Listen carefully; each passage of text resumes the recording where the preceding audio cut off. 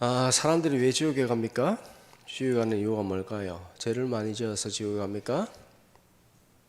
왜 지옥에 가죠? 오늘 제목은 무엇입니까? 회개하는 믿음입니다. 왜 지옥에 간다고요? 회개하지 않기 때문에 지옥에 갑니다. 회개는 아무나 합니까? 회개 내가 하는 것이 아니에요. 성령님께서 깨닫게 하시고 회개하게 하시는 것입니다. 믿음도 마찬가지입니다. 믿음은 내가 믿는 것이 아니에요. 성령님께서 믿게 하시는 거예요. 그래서 믿음은 하나님의 선물이다 라는 것이죠. 그럼 인간이 해야 될 것은 무엇입니까? 라는 것이죠.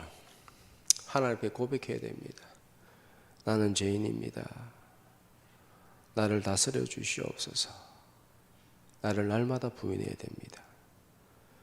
그리고 성령님께 도움을 구해야 됩니다. 깨닫게 하옵소서. 회개하며 오직 예수 그리스도의 보혈만 의지하며 살게 하옵소서. 세 번째로는 말씀과 기도로 하나님의 음성에 집중해야 됩니다. 하나님의 뜻을 발견하고 주님의 뜻대로 살아갈 수 있는 힘을 주시옵소서 하면서 도움을 구해야 됩니다. 그럴 때에 하나님의 음성이 들립니다. 하나님의 음성을 듣지 못하면 세상 소리만 들리죠. 세상의 소리를 들으면 온갖 근심, 걱정, 두려움, 공포, 불안, 온갖 더러운 것들이 마음속에서 일어나고 사탄이 그 마음을 지배해버립니다. 입에는 원망, 불평, 저주, 미움 이런 것들로 그냥 악한 물이 입에서 콸콸 쏟아져 나옵니다. 사탄이 그 사람을 완전히 지배합니다. 세상 소리를 들으면 그렇습니다. 그렇기 때문에 우리는 하나님의 음성을 들으며 살아가야 될 줄 믿습니다. 하나님의 음성과 은혜를 방해하는 것이 무엇이냐? 죄입니다. 죄는 하늘에서 내려오는 모든 은총과 은택을 막아버립니다. 죄는 관계를 파괴합니다. 어떤 관계? 하나님과의 관계, 사람들과의 관계. 어떻게 하면 관계가 회복되는가? 어떻게 하면 죄가 사라지는가? 어떻게 하면 되죠? 예수님의 보혈로 회개하면 됩니다. 그러면 성령님께서 깨닫게 하시고 회개하게 하십니다. 내가 하는 것은 후회고 성령님께서 깨닫게 하시면 회개가 됩니다. 사람은 회개와 후회를 잘 구별을 못해요. 십자가에서 구별할 수 있어요. 신앙은 십자가에서 관계가 회복되어져요. 아시겠죠? 자, 오늘 본문은 다윗의 유명한 참회록입니다. 회개의 시입니다. 다윗은 왕이며 위대한 신앙의 선조입니다. 위대한 인물이죠. 그러나 일반인들보다 훨씬 더 심각한 죄를 지었습니다. 간음죄, 살인죄. 그보다 더 심각한 것은 무엇이냐 하면 거짓말로 그것을 덮으려 한 것이죠. 사람들을 속일 수 있다 생각하고 있습니다. 물론 덮을 수 있습니다. 힘으로 누를 수 있습니다. 그러나 그렇게 하면 하나님과의 관계가 끊어져 버립니다.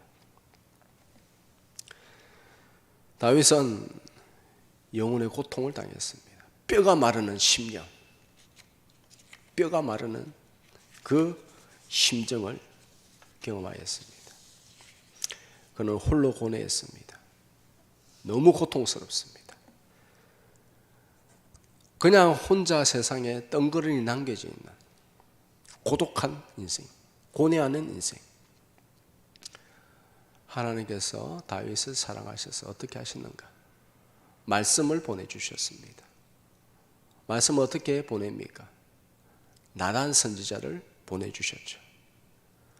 나단 선지자가 다윗을 향해서 죄를 지적합니다. 다윗은 그 선지자의 책망을 듣고 오히려 더 기뻐합니다. 적극적으로 회개합니다. 주변 신하들이 보는데도 불구하고 아랑곳하지 않고 옷을 찢고 무릎을 꿇고 울음을 터뜨립니다. 자신의 죄를 그 자리에서 회개합니다. 내가 범죄했다. 나단이 지적한 대로 나는 간음하였고 살인하였고 그것을 덮으려 했다 하면서 하나님께 용서를 구하였습니다. 회개하기 전에는 뼈가 썩는 것 같은 고통, 성령의 사람에게, 하나님의 사람에게 가장 큰 고통은 무엇이냐 하면 죄의 감옥에 갇혀서 성령을 소멸해버리는 것입니다. 살다 보면 돈을 잃을 수도 있고 건강을 잃어버릴 수도 있습니다. 그러나 성령을 소멸하면 안 됩니다. 죄는 성령을 소멸합니다. 관계를 끊어버립니다. 자기 영혼을 고통스럽게 만들어버립니다. 이에 반해 성령은 죄를 죽입니다. 회개하면 성령의 지배를 받습니다. 그만큼 회개가 중요합니다. 다윗은 회개하였습니다. 회복되어졌습니다. 기쁨이 넘쳤습니다. 감격이 넘쳤습니다. 은혜에 감사하며 하나님을 다시 찬양하게 되었다. 회개하기 전에는 찬양이 끊어져 버렸어요. 다윗은 찬양의 사람입니다. 광야에서도 찬양하고 홀로 있을 때도 찬양하고 도망 다닐 때도 찬양하고 죽을 것을 그런 감당할 수 없는 위험에도 찬양했지만 죄를 지었을 때는 찬양이 끊어졌습니다. 그런데 회개하면서 다시 찬양이 회복되어졌다. 찬양을 한다는 것은 단순히 내가 노래 잘하고 못하고 아니에요. 내가 노래하고 싶고 안 하고 싶고가 아니에요. 하나님을 향한 마음이 그 가운데 있으면 성령이 나를 지배하면 찬양이 좋아집니다. 예배가 좋아집니다. 하나님이 좋아집니다. 하나님을 사모합니다. 찬양을 하기를 좋아합니다. 그런데 그렇지 않으면 찬양이 끊어져 버립니다. 입에서 안 나와요. 못 나와요. 회개하였을 때 그는 기쁨이 회복되어졌습니다. 찬양이 회복되어졌습니다. 12절 시작. 주의 구원의 즐거움을 내게 회복시켜 주시고 자원한 이 심령을 나를 붙드소서. 아멘. 하나님은 누구를 사랑하느냐? 회개하는 자를 사랑합니다. 회개하면 회복되어집니다. 무엇이 회복되어지냐? 건강이 회복되어지고 재물도 회복되어지고 믿음은 당연하거니와 양심도 다시 살아나고 사랑이 회복되어지고 모든 것이 다 회복되어집니다. 육적으로 영적으로 관계적으로 모든 것이 다 회복되어집니다. 회개하면 하나님과 가까워지고 하나님께서 은혜를 주시고 그것을 가로막는 것이 죄인데 회개하면 죄의 권세가 사라질 줄 믿으시기 바랍니다. 가난과 질병과 어둠과 거짓과 죽음까지도 다 사라질 줄 믿으시기 바랍니다. 회개하면 관계가 회복되어집니다. 어떤 관계가 회복되어지는가? 첫째로 자신과의 관계가 회복되어집니다. 자신이 어떤 존재라는 것을 발견하게 되어집니다. 창조주 하나님의 아들이라는 사실을 다시 자각하게 되어지고 새로운 피조물로 살아갈 수가 있습니다. 회개가 어디서 일어나는가? 십자가입니다. 십자가. 후회하는 거하고요. 내가 이것이 잘못됐구나 하고 그것을 잘못됐구나 자각하는 거하고 회개하는 거하고는 다릅니다. 그 분기점이 어디냐? 사람들은 헷갈려하는데 그 분기점은 십자가입니다. 십자가를 볼 때 내가 얼마나 처참한 죄인인지 발견합니다. 그전에는 자신을 상당히 괜찮은 존재로 얘기합니다. 자신을 향해서 다 죄인인데 내가 특별히 죄인이가 다 죄인인데 라고 그렇게 생각합니다. 교리적으로 생각할 때에 모든 사람이 죄인이다. 모든 사람이 죄를 범했다. 나도 죄인이다. 라고 그렇게 인정합니다. 그런데 그것은 교리에 불과합니다. 교리가 구원을 받게 해주면 물론 구원에 대한 지식을 가지고 해야 하지만은 교리로 그렇게 접근을 하면 안 됩니다. 다른 사람도 죄인이고 나도 죄인이다. 그리고 나는 구원을 받았다. 교회도 40, 50년 다니고 헌금도 잘하고 봉사도 잘하고 모든 데서 앞장서서 내가 최선을 다했다. 이 정도면 상당히 괜찮은 죄인이지 않는가? 이 정도면 상당히 괜찮은 의로운 죄인이지 않는가? 라고 하면서 스스로를 위로합니다. 마귀의 속임수죠. 함정이죠. 나는 죄인이지만 상당히 괜찮은 죄인이다. 상당히 의로운 죄인이다. 여러분들 상당히 의로운 죄인이 있어요? 상당히 괜찮은 죄인이 있어요? 예? 그렇게 생각한다니까요. 그냥 교리적으로 너도 죄인 나도 죄인 다 같은 죄인인데 나는 구원받았고 그리고 나서 난 열심히 했다. 나는 의로운 죄인이다. 자기의 의를 자랑합니다. 그러면서 나타나는 중요한 현상이 무엇이냐면 하나님을 향한 순수한 사랑을 잃어버려요. 거룩한 사랑을 잃어버려요. 예. 신앙은 관계예요. 종교가 아니에요. 하나님과의 관계가 친밀함을 느낄 수가 있어야 하는데 그것을 끊어지고 순수한 사랑, 눈물에 감격하는 사랑, 구원의 그 기쁨에 대한 사랑이 끊어져 버리고 그렇게 함으로써 처음 사랑을 잃어버려요. 처음 사랑을 잃어버려요. 에베소 교회가 그랬죠. 처음에는 사랑이 풍부한 교회였는데 40년이 지나고 나서는 예수님께서 이 에베소 교회를 향해서 외칩니다. 계시록에 보면 나와 있죠. 너가 처음 사랑을 버렸도다. 종교의 종교. 하나님을 향한 예수님을 향한 친밀함이 없으면 종교가 되는 거예요. 종교로 구원을 받지 못합니다. 신앙은 믿음은 관계입니다. 이게 마귀의 함정이고 속임수입니다. 생각해 보십시오. 많은 사람들이 이 함정에 빠져 있어요. 많은 교회들이 이 함정에 빠져 있어요. 목사도 마찬가지고. 교리는 튼튼합니다. 그런데 그 교리가, 그 지식이 자신을 속이는 거예요. 마귀는 아주 절묘합니다. 우리 날마다 십자가 바라보면서 자기가 누구인지 인식해야 돼요. 죄인이에요. 자기를 부인하고 나를 구원하신 하나님, 그 처음 마음을 유지해야 된다.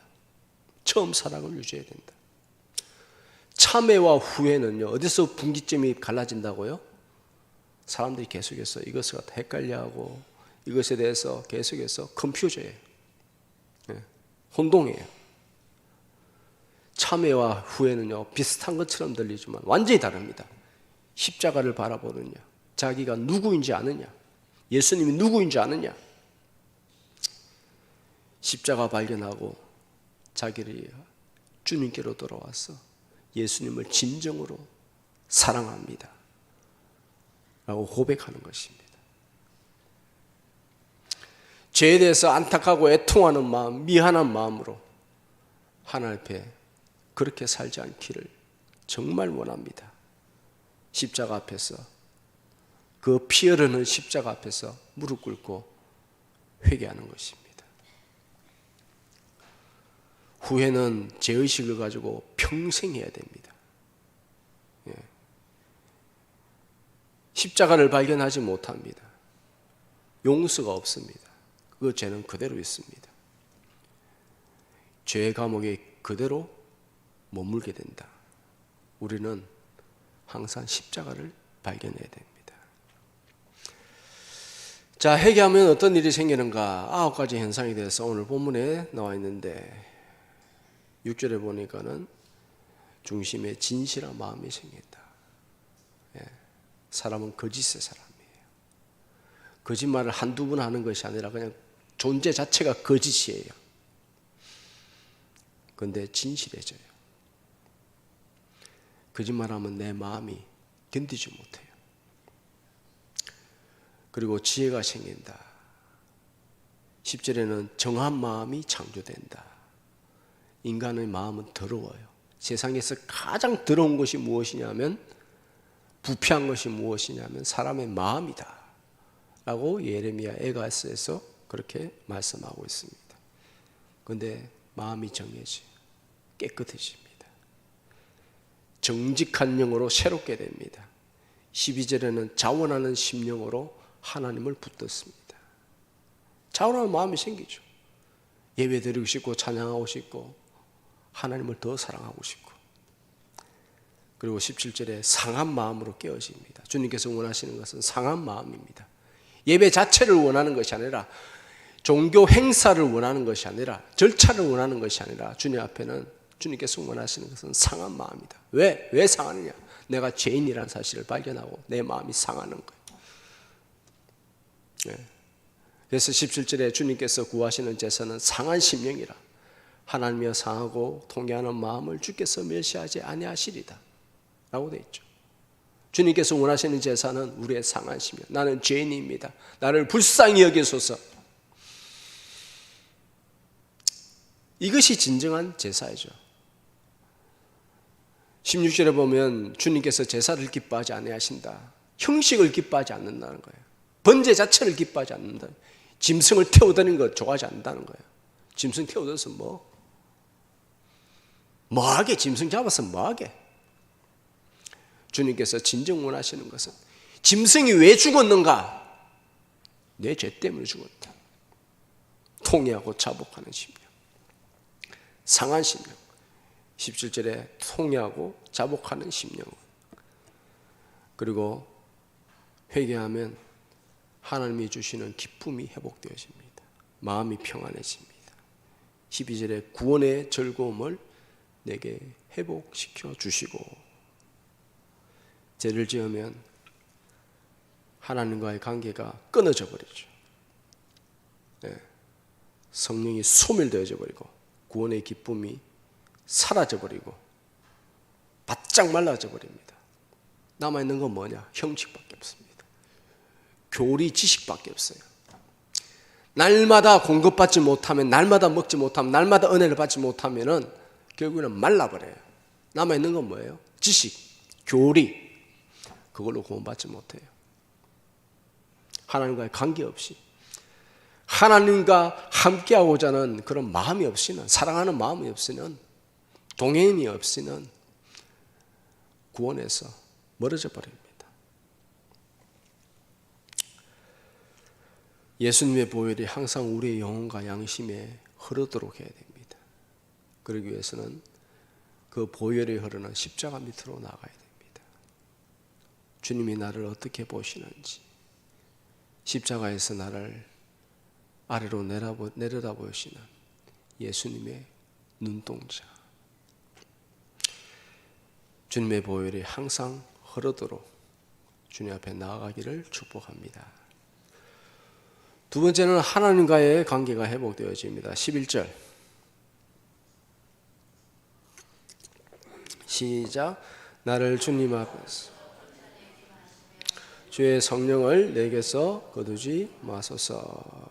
다윗은 메마른 광야에서도 하나님을 즐거워하고 찬양하였습니다. 차가운 밤하늘을 바라보면서도 하나님을 기뻐하고 구원으로 감격하고 나와 함께 하심을 그렇게 찬양하였습니다.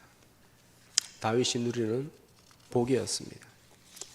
그런데 죄를 지음으로 말미암아서 하나님과 관계가 끊어지고 소통이 끊어지고 성령이 소멸되어지고 마음의 불이 꺼져버렸어요. 불이 어떻게 해서 계속해서 탈 수 있습니까? 기름이 계속해서 공급돼야 불이 탈 수 있어요. 그런데 기름이 끊어져 버렸어요. 성령의 기름 부으심이 끊어져 버렸어요. 그러니까는 남아있는 마음속에 있는 기름으로는 며칠 안 가요. 사라져 버려요. 날마다 공급을 받아야만이 우리 마음속에 성령으로서 그렇게 하나님의 사람으로 살아갈 수가 있는데 그것이 끊어져 버렸어요. 화려한 궁궐에 있지만은 마음이 너무 답답해요. 너무 괴로워요. 썩어 들어갑니다. 모든 것을 다 갖추었지만은 감옥에 있는 거예요. 마귀의 감옥. 심히 괴롭고 고통을 호소합니다. 기도합니다. 성령님 나를 다시 회복시켜 주소서. 나를 버리지 마옵소서. 나에게 다시 임재하여 달라고 기도합니다. 무엇이 최고의 복입니까? 시편 73편 28절에 보면 하나님을 가까이 함이 복이라. 하나님을 가까이 하는 것이 최고의 복인 줄 믿으시기 바랍니다. 십자가 안에는요, 영적인 것 안에는 물질적인 것도 다 들어가 있어요. 다 들어가 있습니다. 넘치도록 채워줍니다. 그릇만 딱 준비되면 다 채워주신다는 사실을 믿으시기 바랍니다. 출애굽기 33장 11절에 보면 하나님은 모세를 친구처럼 대면하였다. 야고보서 2장 23절은 하나님께서 아브라함을 향하여 나의 벗이라 칭하였다 라고 그렇게 말씀하고 있습니다. 인생에서 살아가는 목적이 뭐예요? 하나님께서 우리 인생을 육체 가운데 살게 하신 목적이 뭐예요? 뭐예요? 이런 한계와 어려운 가운데도 정말 믿음으로 하나님을 사랑하느냐, 네? 우리 마음을 단련시키는 거예요. 무슨 마음? 하나님을 사랑하는 마음, 거룩한 마음. 네. 어떤 사람은 그렇게 생각해요. 그럼 물질은 필요 없습니까? 그 이원론적, 이분법적 생각이에요. 너가 나를 사랑하면 내가 너를 높이리라. 너희 마음을 낮추라. 순종하라. 그럼 내가 복을 주겠다. 물론 복 받고 나 뒤집어지는 사람도 있어요. 참 복을 받았는데 하나님께서 주신 복인데 그냥 관계가 끊어져 버리고 또 망하는 사람이 있어요. 그래서 사도 바울은 말하잖아요. 내가 이미 얻었담도 아니요 잃었담도 아니라 나에게 주신 그 생명을 향해서, 표대를 향해서 내가 달려가노라. 사도 바울처럼 그렇게 헌신한 사람 어디 있습니까? 내가 사도 바울처럼 그렇게 열정적으로 복음 전했다 할 수 있는 사람이 세상에 아무도 없습니다. 그러면서 사도 바울은 내가 이 구원에 대해서 복음을 다 전하고 내가 복음에서 끊어질까 두려워하노라. 두렵고 떨림으로 구원을 이루어가라. 사도 바울도 이 정도로 구원에 대해서 확신이 없다는 겁니까? 아니죠. 그만큼 내가 연약하니까는 하나님께 더욱 의지하고 하나님 붙들어 주셔야 된다는 거예요. 그런데 요즘 교회 다닌다고 하는 사람들, 신학 박사들 보면은 구원은 이미 따라놨죠. 구원에 확신이 없습니까? 이런 소리를 하고 있다니까요. 왜 그러냐? 왜 그런 소리를 하느냐? 마귀의 속임수예요. 마귀의 속임수.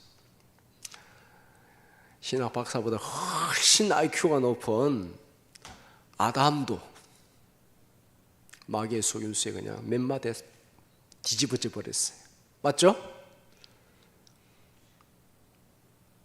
아담의 IQ가 얼마나 될까? 한 1000 정도 되지 않을까? 모든 다가오는 동물들의 이름을 다 부여했어요. 즉 모든 사물을 막 그대로 뚫어보는 거예요. 직관력, 통찰력, 사물과 모든 하나님이 창조하신 것들을 뚫어볼 수 있는 엄청난 지혜를 가진 사람이었죠. 그런데 그런 사람도 마귀의 속임수, 그 뱀의 혀에 그냥 몇 마디에 뒤집어져 버리죠. 아무도 안전하지 않아요. 이 세상은 위험해요. 하나님 손 꼭 붙들고 가야 돼요. 진짜 하나님 손 꼭 붙들고 가야 돼요. 네.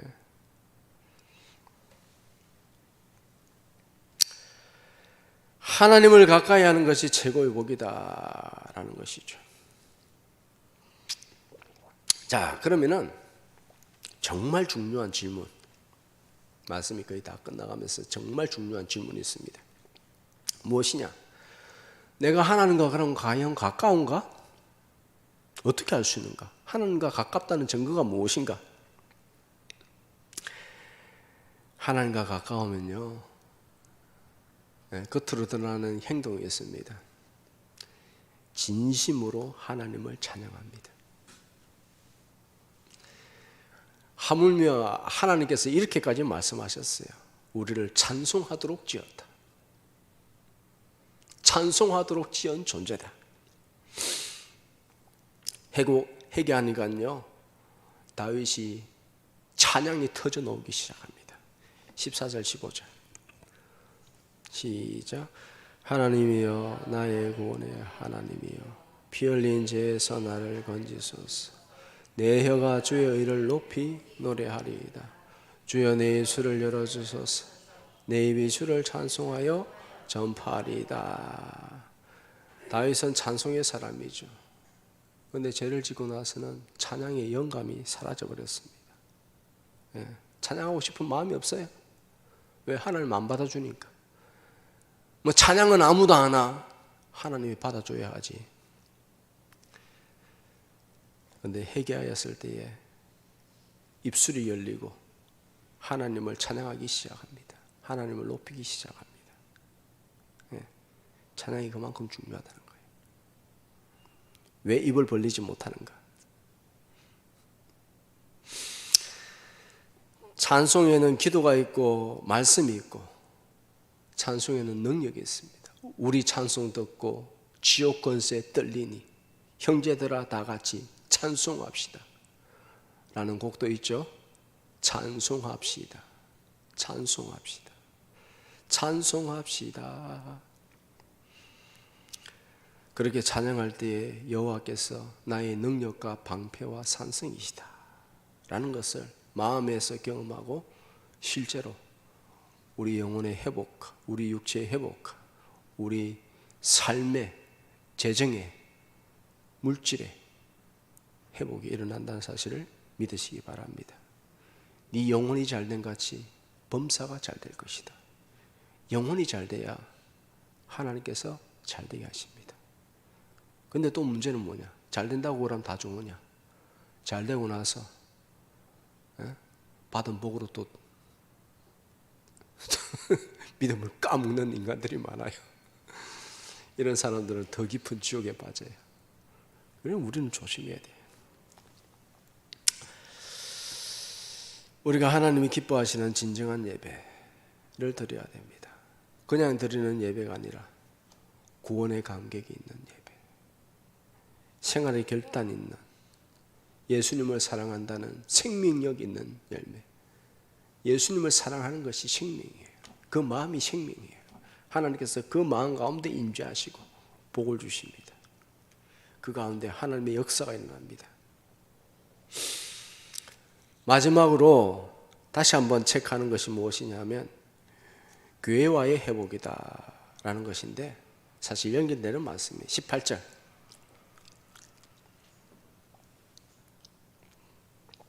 시작.